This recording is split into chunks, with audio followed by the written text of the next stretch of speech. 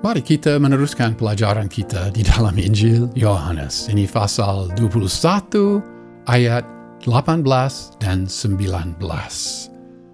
Judul Nubuatan Maut. Ya, sebagai ringkasan, setelah mentabiskan Petrus kembali, Tuhan menyatakan kepadanya bahwa ia akan mati disalibkan. Pasal 21 ayat 18. Amin, amin, atau bahasa Yunani, amin, amin. Amin, amin, aku berkata kepadamu, ketika engkau lebih muda, engkau mengikat dirimu sendiri dan engkau berjalan kemana kau kehendaki. Tetapi jika engkau sudah menjadi tua, engkau akan mengulurkan tanganmu dan orang lain akan mengikat engkau dan membawa engkau ke tempat yang tidak kau kehendaki.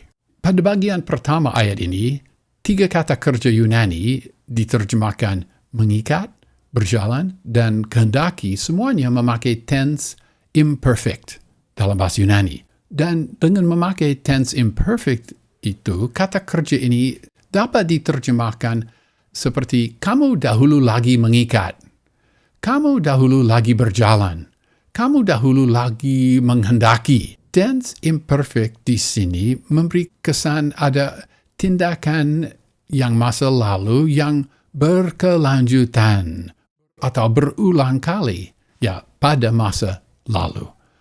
Dengan demikian ada kesan seperti dahulu kamu melakukan hal-hal ini secara terus-menerus. Kamu biasa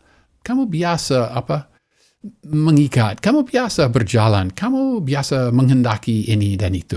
Biasa, dulu. Lalu kata kerja zonumi dipakai 2 kali di dalam ayat ini, diterjemahkan 2 kali mengikat.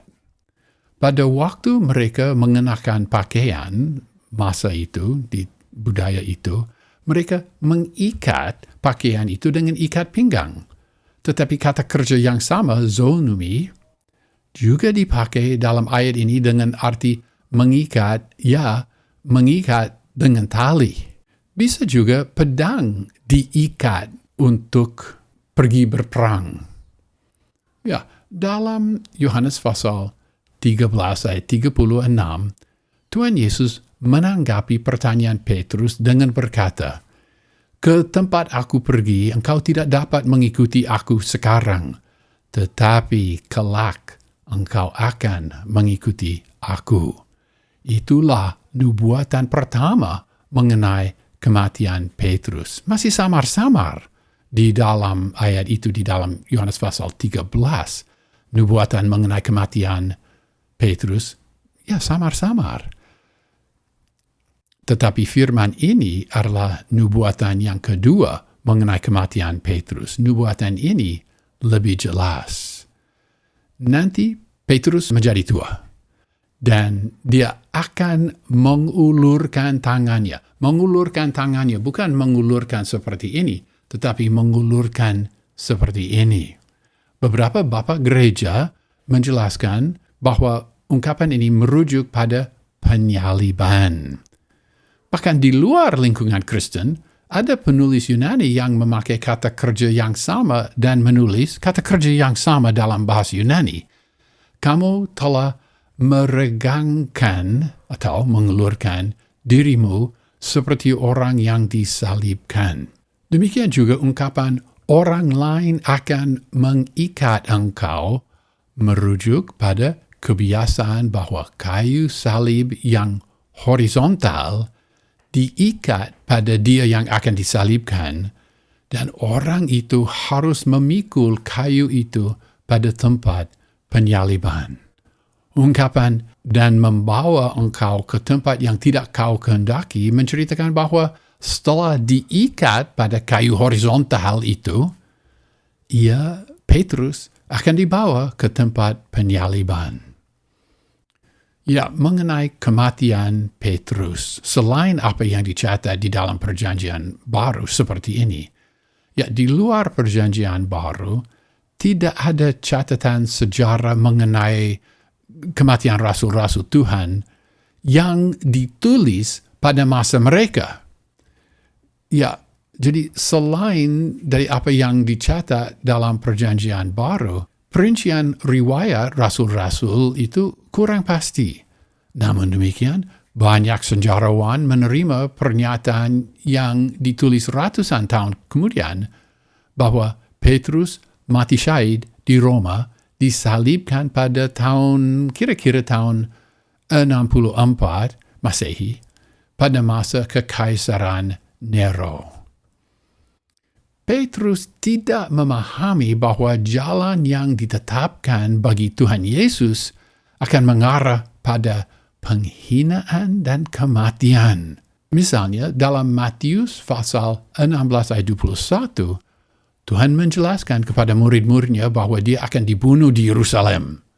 Kemudian, di ayat yang berikut, Petrus berkata, "Tuhan, kiranya Allah menjauhkan hal itu. Hal itu sekali-kali takkan menimpa engkau." Demikian pula di Taman Getsemani. Petrus menghunus pedang untuk mencegah penangkapan Yesus. Di sini, dalam Yohanes pasal 21 ayat 18, Petrus diajari bahwa bahkan hidupnya sendiri akan berakhir dengan penyaliban. Jauh berbeda. Ya, satu catatan di sini. Jauh berbeda kehidupan dan pengalaman Yohanes. Yohanes tidak pernah berkata, "Tetapi Tuhan." Kita tidak pernah membaca bahwa Yohanes menentang Tuhan Yesus. Dan juga kita tidak membaca bahwa Tuhan Yesus menegur Yohanes. Jauh berbeda pengalaman Yohanes dari pengalaman Petrus. Pasal 21 ayat 19. Dan ia mengatakan ini untuk menyatakan dengan cara kematian seperti apa ia akan mempermuliakan Allah. Dan setelah mengatakan ini, ia berkata kepadanya, "Ikutlah aku." Sekali lagi kita membaca suatu penjelasan dari Yohanes.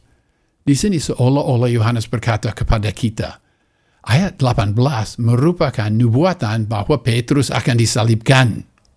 Penjelasan ini mengenai nubuatan bahwa Petrus akan disalibkan mirip penjelasan nubuatan mengenai kematian Tuhan Yesus dalam Yohanes pasal 12 ayat 33 ditulis, "Ini dikatakannya untuk menyatakan bagaimana caranya ia akan mati."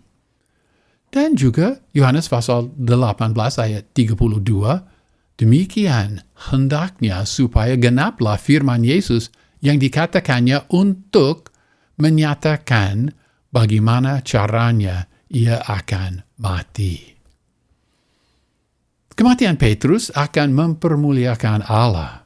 Kata-kata Tuhan dalam Yohanes pasal 12 ayat 23 adalah, "Saatnya telah tiba bahwa anak manusia dipermuliakan." Dan nubuatan ini, pernyataan ini, bergema dalam Yohanes pasal 12 ayat 27 dan 28.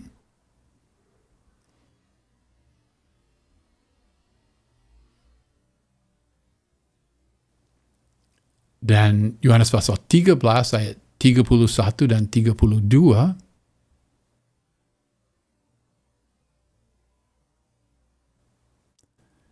Dan Yohanes pasal 17 ayat 1. Tuhan Yesus dipermuliakan pada saat penyalibannya. Banyak orang akan mengatakan kepada kita bahwa penyaliban mempermalukan. Tetapi Tuhan Yesus tidak mengatakan itu. Bagi Tuhan Yesus Kristus, penyalibannya adalah kemuliaan bagi dia. Dan dalam beberapa ayat tersebut kita membaca bahwa Bapa juga dipermuliakan pada saat penyaliban Tuhan Yesus.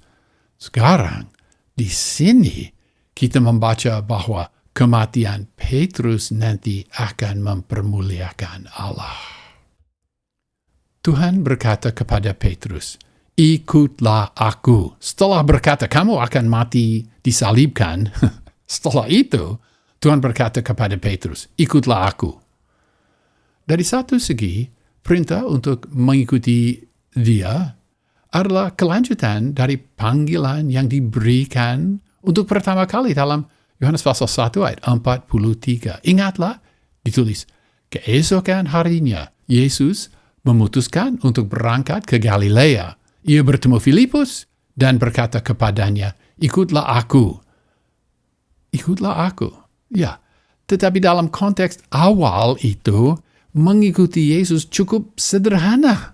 Itu tidak memerlukan kecerdasan rohani. Bagi mereka, pada waktu itu, mengikuti Yesus bersifat fisik saja. Kemanapun ia berjalan, Anda juga berjalan.